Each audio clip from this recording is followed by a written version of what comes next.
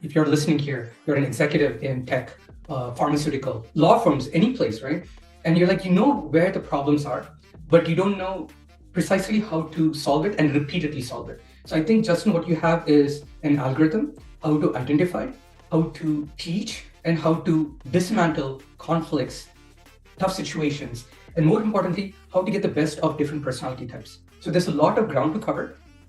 And let us start by you educating us on the genius method. Tell us a little bit more about the method, and then I'll ask you more questions along the way. Yeah. So think of a team, since there's a lot of people who are computer folks probably on this podcast. Think of the of your team and the structure of that team as being kind of like the computer, and Working Genius is the operating system.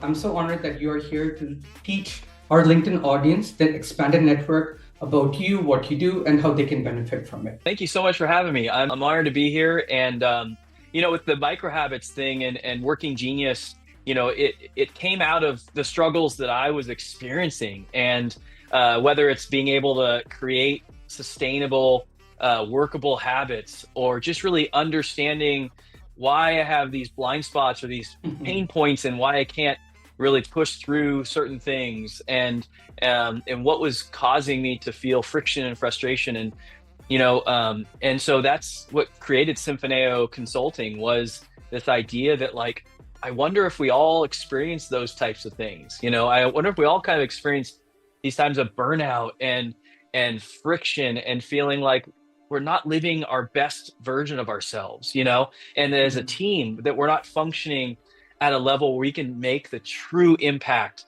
with our clientele, with our customers, with each other. And so been doing this about a year and a half, 2 years full time.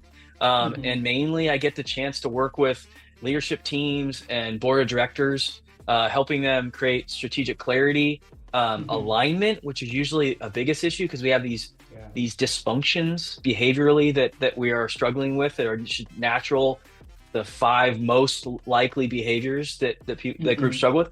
And then how can we understand each person, value them, and help them maximize their individual and team performance. And so it's just been so much fun to work with local electrical companies and nonprofits and board of directors at law firms, mainly small to medium-sized organizations, mainly in the greater Sacramento Valley.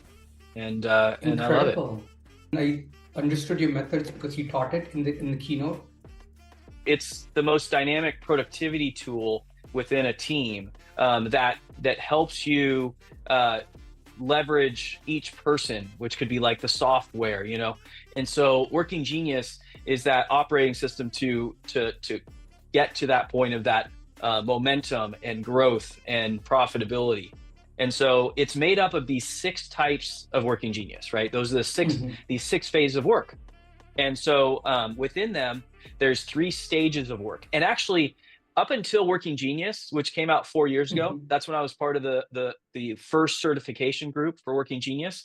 They actually saw that, oh my gosh, most companies don't know that there's a second stage of work in the middle. And we've seen so many companies where this has been huge for them because there's at least 2 or 3 of these 6 geniuses that are usually undervalued, misunderstood, or overlooked.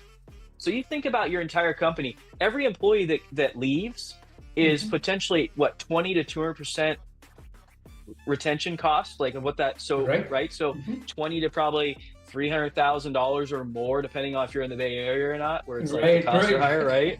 Right. Each 3 of 6 of your employees probably have a part of them that they feel undervalued, misunderstood, and like they're not tapping into their gifts. And so Working Genius helps you identify, okay, so first, this person has high discernment. That means that they are really good at strategic planning, being able to evaluate problems, being able to help really cut through to what are the risks or the realities of a certain strategy that the group is trying to develop. That one is usually the most skipped. So that's one. I think you probably have high discernment on that. If you look at the first one, the very start of everything, that's the other one that always gets skipped. And this is probably the person in your team that feels like they're a black sheep, like Uh-huh. they see things differently and no one ever listens to their ideas, and they feel kind of like, oh, we could be so much more, and they just won't listen, right? And that's called wonder. So you have these six geniuses, the two most misunderstood being wonder and discernment, and they're right in the middle of the most valued one usually, which is invention. That's like the Steve Jobs. Those are the Right. guys who are, and the guys and gals who are just like visionaries, ideators. They're always coming up with new innovative ways to do things. You see a lot of that in tech. Right. But here's the issue, and this is on most teams. That's the dominant personality, is that inventor usually. Mm-hmm. But it's the wonder that identifies and defines kind of the right things to solve. If you're in the tech world, like, what's the big problem or opportunity that's coming ahead? And they're noticing those things. But if people don't know that that's a big part, and they need to have offsites and have meetings to kind of like brainstorm and think those things through, then wonder gets skipped. If an inventor has lower discernment, let's say it's a frustration, then what happens most time is they love their ideas, and they're like, everybody, let's go, we're doing this. And there's people who have high discernment, like I think you do, right? They're like, no, I see like the risks in this. There's some big things we have to wrestle with. This is not ready to go.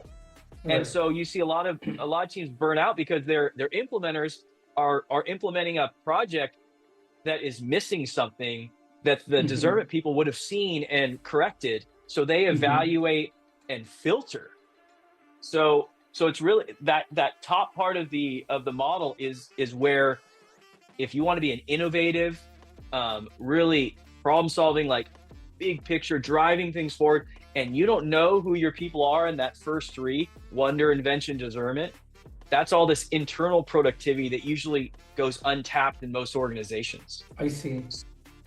So you've got six. You've got wonder, invention, discernment. So wonder and invention, that's the ideation. The third one is discernment. So that's kind of your internal productivity. That's all the stuff that goes on up here. Then you go down into the second half of what's called the activation stage.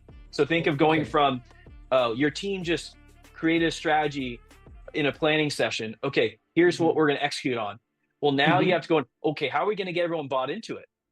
How are we going to gain energy and momentum either in the marketplace or within our team to get everyone to see the why and see their role in it, and everybody's on board to drive that forward and rally around what the company needs to do or that team needs to do, right? And that's the galvanizing. That's the fourth one. So that's the first two stages. The last stage is implementation. We mostly know what that means.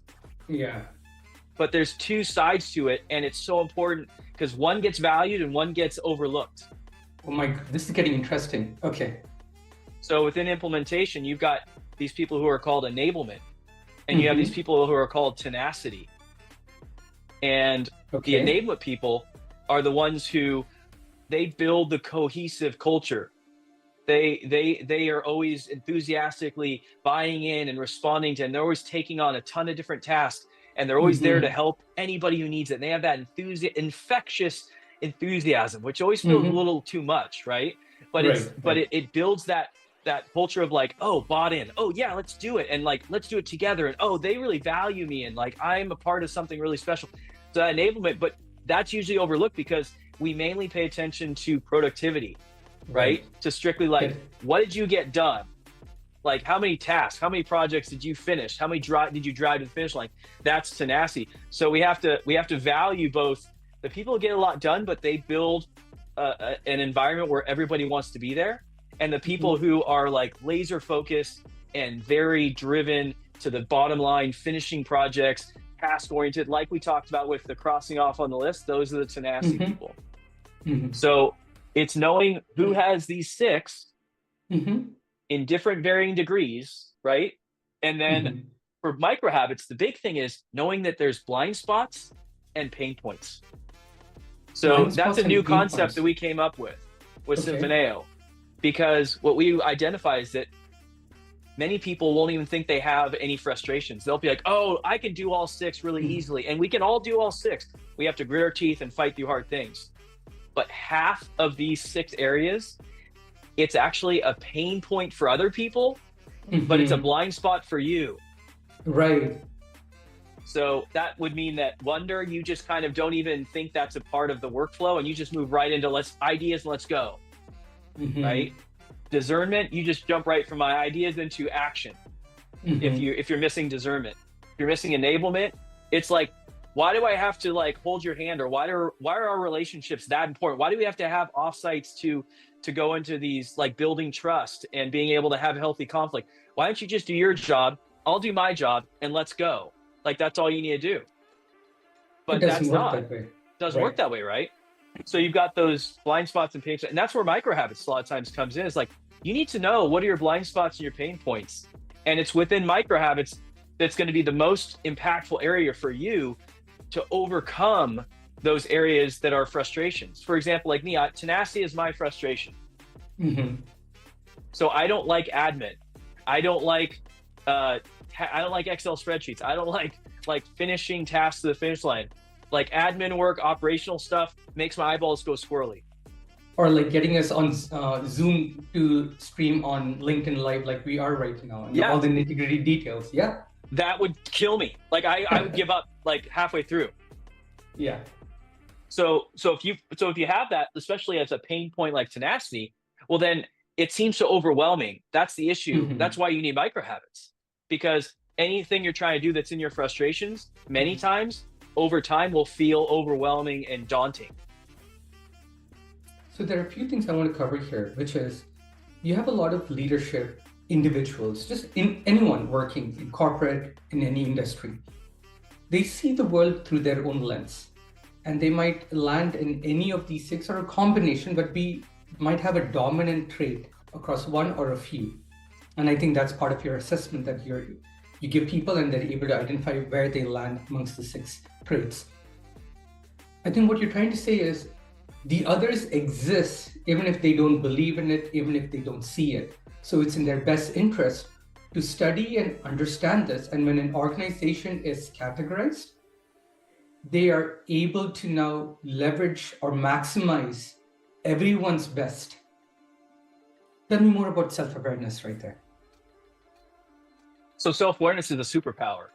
Yeah, I've Hmm. heard people say that, and I truly believe it. Just like what you're saying, it's that, high cognitive ability leaders, they can Hmm. function in all six at a higher capacity than other people can.